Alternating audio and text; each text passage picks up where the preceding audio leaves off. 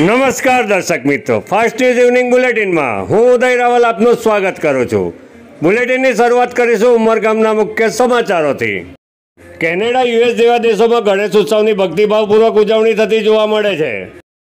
યુએસમાં મૂળ ઉમરગામના નીરવભાઈ દેડિયા અને તેઓના મિત્રો દ્વારા 1.5 દિવસના ગણેશજીનું સ્થાપન કરવામાં આવ્યું હતું।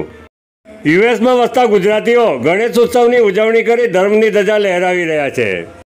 ટોરોન્ટો, કેનેડા ખાતે મૂળ ગુજરાતી મીનાબેન જાની, કૃષ્ણકાંત જાની અને કુંજ જાની તેમજ ભાર્ગવ શુક્લ દ્વારા 7 દિવસ માટે શ્રીજીનું સ્થાપન કરવામાં આવ્યું છે।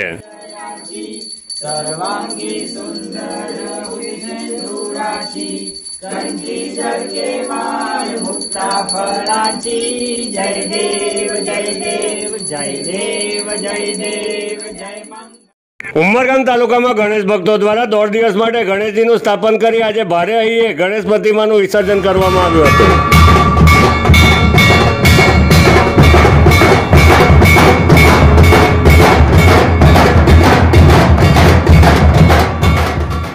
ઉમરગામ જીઆઈડીસી ડોમ્સ ઇન્ડસ્ટ્રી ખાતે સંતોષભાઈ રવેશિયા અને પરિવારજનો દ્વારા 1.5 દિવસ માટે ગણેશજીનું સ્થાપન કરવામાં આવ્યું હતું।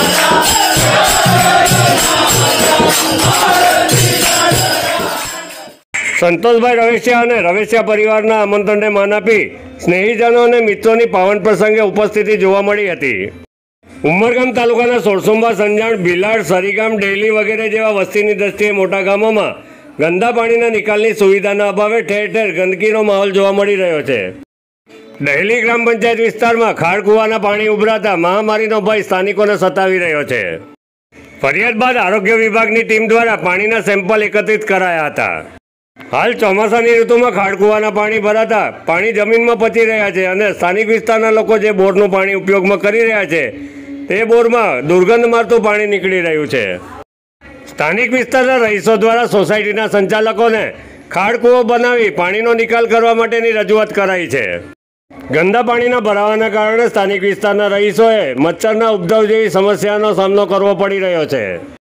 સ્થાનિક વિસ્તારના રહીશોની ફરિયાદને ધ્યાને લઈ આરોગ્ય વિભાગની ટીમ દ્વારા પાણીના નમૂના એકત્રિત કરાયા છે। હું અંકલાશ પીએસસીનું પ્રાથમિક આરોગ્ય કેન્દ્ર અંકલાશ ખાતે સુપરવાઇઝર તરીકે ફરજ બજાવું છું।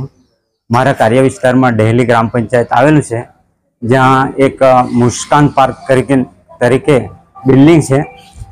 ત્યાં ખૂબ જ પાણીનો ખરાબ ભરાવો અને જે બોરનું પાણી બગડેલું એવું જાણવા મળેલ છે, માલમ પડ્યું, જેથી અમે આવી સ્થળ પર મુલાકાત લીધી, પાણીનું સેમ્પલ લીધું। પાણીનું સેમ્પલ જોવાથી જ એટલું ખરાબ દેખાય છે કે એ ઘરમાં વાપરી જ નહીં શકાય।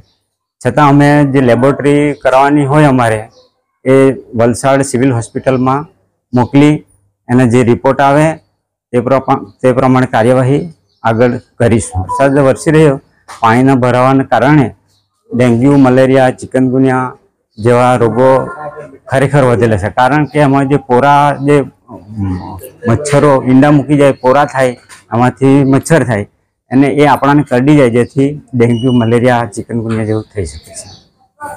એના માટે બી અમે અમારી ટીમ મૂકેલી છે।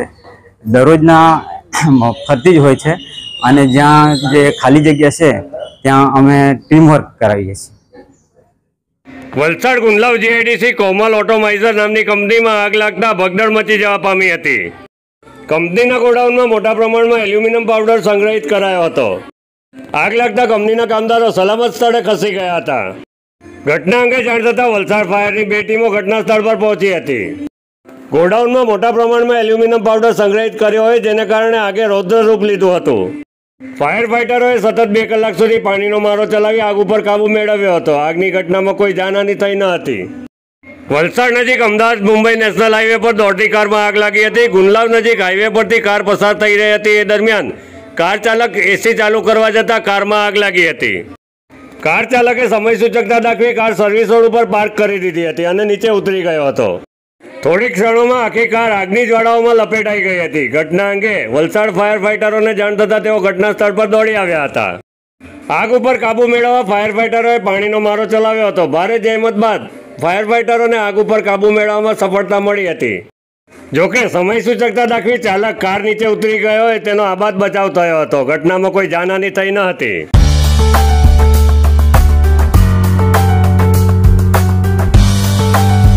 ફાસ્ટ ન્યૂઝ ઇવનિંગ બુલેટિનમાં આજે બસ આટલું જ. આવતીકાલે ફરી મળીશું. નમસ્કાર.